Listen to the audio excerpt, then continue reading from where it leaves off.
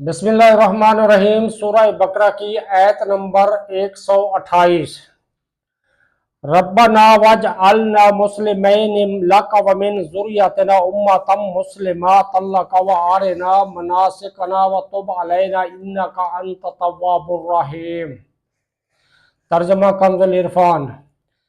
اے ہمارے رب، اور ہم دونوں کو اپنا فرما بردار رکھ اور ہماری اولاد میں سے ایک ایسی امت بنا جو تیری فرما بردار ہو، اور ہمیں ہماری عبادت کے طریقے سکھا دے، اور ہم پر اپنی رحمت کے ساتھ رجوع فرما، بے شک تو ہی بہت توبہ قبول کرنے والا مہربان ہے۔ وجعل مسلمین، اور ہمیں فرما بردار رکھ۔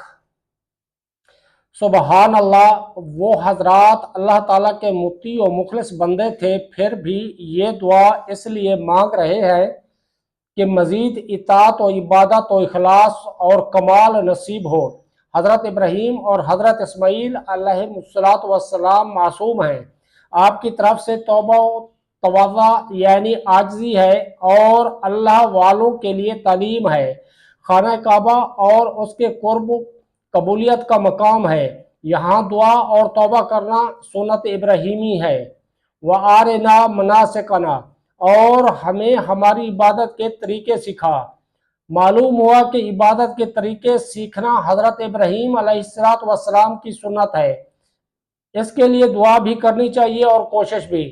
بغیر طریقے سیکھے عبادت کرنا اکثر عبادت کو ضائع کرتا ہے۔ حضرت انس بن مالک رضی اللہ تعالیٰ عنہ سے روایت ہے، رسول کریم صلی اللہ تعالیٰ علیہ وآلہ وسلم نے ارشاد فرمایا، ہر مسلمان پر علم سیکھنا فرض ہے۔ فرض عبادت کا طریقہ و مسائل سیکھنا بھی اسی میں داخل ہے۔